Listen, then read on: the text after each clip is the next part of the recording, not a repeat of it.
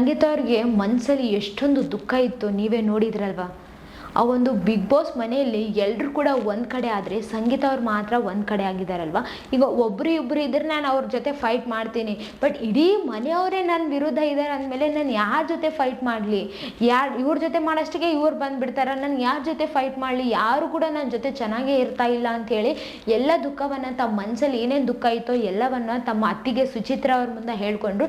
ಯಾವಾಗಲೂ ಕೂಡ big boss ಮನೆಯಲ್ಲಿ ಶುಚಿ ಅಂತ ಕೂಡ ಅವರು ಹೇಳ್ತಿದ್ರಲ್ವ. ಇವಾಗ ಬಿಗ್ ಬಾಸ್ ಅವರ ಅತ್ತಿಗೆನ ಕಳಿಸಿಬಿಟ್ಟಿದ್ರಲ್ವ. ಆ ಒಂದು ಅತ್ತಿಗೆ ಜೊತೆ ಎಷ್ಟೊಂದು ಒಡನಾಟದಿಂದ ಮಾತಾಡಿದ್ರು, ಎಷ್ಟೊಂದು ಮನಸ್ಸು ಬಿಚ್ಚಿ ಮಾತಾಡಿದ್ರು. ಅಂದರೆ ಅವ್ರ ಸಂಬಂಧ ಯಾವ ಥರ ಇದೆ ಅಂಥೇಳಿ ಈಗಾಗಲೇ ನಿಮ್ಗೆಲ್ರಿಗೂ ಗೊತ್ತಾಗಿದೆ ಅಂತ ಹೇಳಿನೇ ಅನ್ಕೊಳಕತ್ತೀನಿ.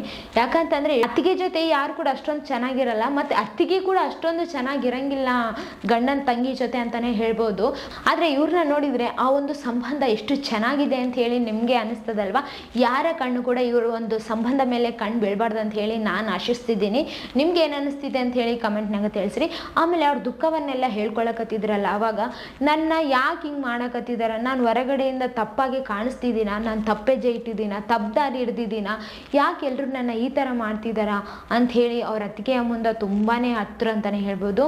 ಆಮೇಲೆ ಅವ್ರ ಅತ್ತಿಗೆ ಸಮಾಧಾನ ಮಾಡಿದರು. ಇರಲಿ, ಮಾಡಲಿ, ಎಷ್ಟು ಮಾಡ್ತಾರೋ ಮಾಡಲಿ, ನೀನು ಸಮಾಧಾನದಿಂದ ನೀನು ಆಡು ಅಂತ ಹೇಳಿದರು.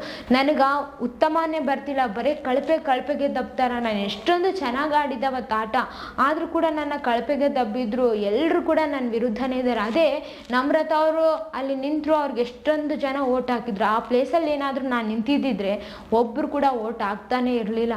ಎಲ್ಲರೂ ಕೂಡ ಅವ್ರನ್ನ ಪ್ರೀತಿ ಮಾಡ್ತಾರೆ ಒಂದು ಬಿಗ್ ಬಾಸ್ ಮನೆಯಲ್ಲಿ. ಆದರೆ ನಾನು ಯಾರು ಮಾತಾಡ್ಸಲ್ಲ, ಪ್ರೀತಿನೂ ಮಾಡೋಂಗೇ ಇಲ್ಲ. ಏನು ಮಾಡಿದ್ರು ಕೂಡ ನಾನು ತಪ್ಪಾಗಿ ಕಾಣಿಸ್ತೀನಿ, ನಾನು ಮಾಡ್ತಿದ್ದೀನ, ತಪ್ಪಾಗಿ ಏನನ್ನ ನಡ್ಕೊಂಡಿದ್ದೀನ ಹೇಳು ಅಂತ ಹೇಳಿ ಅವ್ರ ಅತ್ತಿಗೆಯನ್ನು ಕೇಳಕತ್ತಿದ್ರು. ಅವ್ರ ಅತ್ತಿಗೆ ಹೇಳಿದರು, ಇಲ್ಲ ನೀನು ಚೆನ್ನಾಗಿ ಆಡಕತ್ತಿದ್ದಿ, ನೀನು ಎಲ್ಲ ಆಟದಲ್ಲಿ ಕೂಡ 100% ಹಾಕಿ ಆಡಕತ್ತಿದ್ದಿ, ಹಿಂಗೆ ಆಡು, ಇದೇ ಚೆನ್ನಾಗಿ ಆಡಕತ್ತಿದ್ದಿ, ಹಿಂಗೆ ಆಡು, ಇನ್ನೂ ಚೆನ್ನಾಗಿ ಆಡು ಅಂತ ಹೇಳಿ ಅವ್ರ ಅತ್ತಿಗೆ ಅವರು ಧೈರ್ಯ ತುಂಬಿದ್ರು ಅಂತಲೇ ಹೇಳ್ಬೋದು ಈ ಒಂದು ಬಿಗ್ ಬಾಸ್ ಮನೆಯಲ್ಲಿ. ಈಗ ಸಂಗೀತ ಅವ್ರಿಗೆ ಧೈರ್ಯ ಬಂದಿದೆ ಅಂತಲೇ ಹೇಳ್ಬೋದು. ಯಾಕಂತಂದರೆ ಅವರು ನಾನೆಲ್ಲೋ ತಪ್ಪು ಮಾಡಿದ್ದೀನ, ಯಾಕೆ ನಾನು ಇಷ್ಟಪಡ್ತಿಲ್ಲ ಅಂತ ಹೇಳಿ ಅವ್ರ ಮೈಂಡಲ್ಲೋ ಒಂದು ಇತ್ತಲ್ವ, ಅದನ್ನು ಈಗ ಕ್ಲಿಯರ್ ಮಾಡ್ಕೊಂಡಿದ್ದಾರೆ ಅಂತಲೇ ಹೇಳ್ಬೋದು. ಆ ಒಂದು ಮೈಂಡಿಂದ ಹೋಗ್ಬಿಟ್ರೆ ಆಯಿತು, ಆರಾಮಿರ್ತಾರಲ್ವಾ. ಅಂದರೆ ಈಗ ಆಟದ ಕಡೆ ಫೋಕಸ್ ಜಾಸ್ತಿ ಮಾಡ್ತಾರೆ ಅಂತಲೇ ಹೇಳ್ಬೋದು. ಇಲ್ಲಿವರೆಗೂ ಕೂಡ ಸಂಗೀತ ಅವರು ತುಂಬ ಚೆನ್ನಾಗಿ ಆಟ ಆಡಿದ್ದಾರೆ, ತುಂಬ ಫೋಕಸ್ ಹಾಕಿ ಆಡಿದ್ದಾರೆ ಅಂತಲೇ ಹೇಳ್ಬೋದು. ಬಟ್ ಇವಾಗಿಂದ ಮತ್ತು ನೆಕ್ಸ್ಟ್ ಲೆವೆಲ್ಗೆ ಇರ್ಬೋದು ಅಂತಲೇ ಹೇಳ್ಬೋದು. ಯಾಕಂತಂದರೆ ಅತ್ತಿಗೆ ಅಣ್ಣ ಎಲ್ಲರೂ ಬಂದು ಸಮಾಧಾನ ಮಾಡಿದ್ರಲ್ವ. ಸೊ ನೀನು ಚೆನ್ನಾಗಿ ಆಡಕತ್ತಿದ್ದೆ, ಹಿಂಗೆ ಆಡು, ನೀನೇ ಈ ಒಂದು ಬಿಗ್ ಬಾಸ್ ಮನೆಯಲ್ಲಿ ಚೆನ್ನಾಗಿ ಆಡ್ತಿರೋದಂತ ಒಂದು ಮಾತನ್ನು ಕೂಡ ಹೇಳಿದಾರಲ್ವ. ಈ ಎಲ್ಲವನ್ನ ಮನಸ್ಸಲ್ಲೇ ಇಟ್ಕೊಂಡು ಯಾವ ಥರ ಇನ್ನು ಆಡ್ತಾರೆ ಅಂತ ಹೇಳಿ ನೋಡೋಣ. ಯಾಕಂತಂದರೆ ಸಂಗೀತ ಅವರಂದರೆ ಎಲ್ರಿಗೂ ಇಷ್ಟ ಅಂತಲೇ ಹೇಳ್ಬೋದು. ಯಾಕಂತಂದರೆ ಸಿಂಹಿಣಿ ಅಂಥೇಳಿ ಕೂಡ ಹೆಸರು ಕೊಟ್ಟಿದ್ದಾರೆ ಅವ್ರಿಗೆ. ಇವಾಗಿಂದ ಇನ್ನೂ ಯಾವ ಥರ ಆಡ್ತಾರೋ, ಯಾವ ಮಟ್ಟಕ್ಕೆ ಆಡ್ತಾರೋ ನೋಡೋಣ. ನಾನಂತರೂ ತುಂಬ ಕುತೂಹಲದಿಂದ ಕಾಯ್ತಿದ್ದೀನಿ ಅಂತಲೇ ಹೇಳ್ಬೋದು.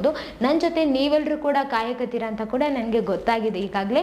ನೋಡೋಣ ಈ ಒಂದು ಬಿಗ್ ಬಾಸ್ ಮನೆಯಲ್ಲಿ ಟ್ರೋಫಿನ ಯಾರು ಗೆಲ್ತಾರ, ಆಮೇಲೆ ಟಾಪ್ 5ಗೆ ಯಾರು ಬರಬಹುದು ಅಂತ ಹೇಳಿ ಅನಿಸ್ತಿದೆ ಅಂತ ಹೇಳಿ ಕಮೆಂಟ್ನಾಗ ತಿಳಿಸ್ರಿ.